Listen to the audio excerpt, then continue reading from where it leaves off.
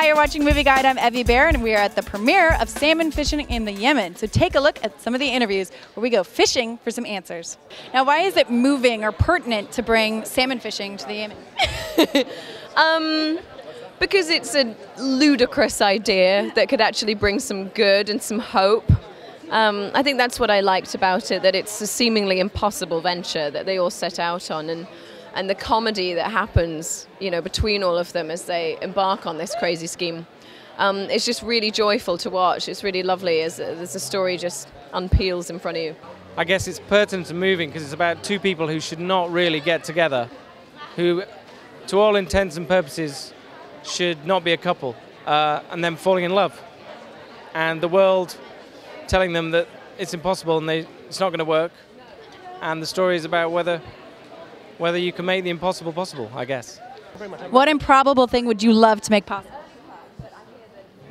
Well, I think there's a great deal of improbable work that is being made possible all the time. In the last 10 years, the work that's been done to try and eradicate poverty around the world and bring clean water to people, vaccines to remote children, sanitation, all of the big issues that people who live in extreme poverty face are slowly being eradicated. We're maybe 3 to 4 years away from seeing the end of polio in the world, which would be an unbelievable achievement in our lifetimes if that could be possible. But the financial backing needs to be maintained in order for that to happen. But it really is, you know, there's only a very small pockets of polio left in the world, and once it's gone, it's really gone, you know, which would be unbelievable. So I think that would be one of them.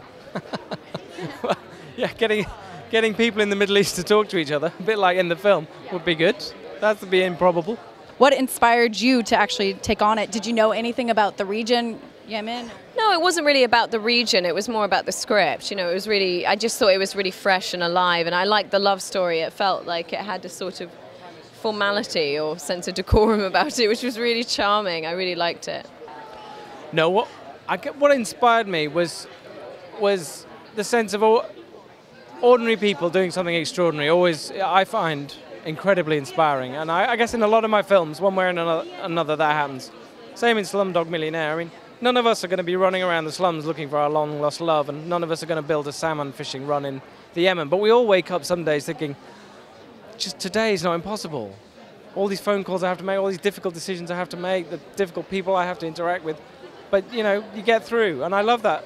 You just have to keep going and going and going, and maybe the impossible will become possible. Now, your character has faith. How did you play that character? I don't know, I just went off the page, really. I mean, I liked her spirit. She sort of was quite a lively character and really tenacious and warm, you know, a nice person. And I thought that would be a really interesting thing to play, someone who's embarking on this scheme which needs incredible faith and hope, and yet she's mourning her boyfriend who's gone missing in the war, and I thought that would be a really difficult position to be in, so I wanted to play that.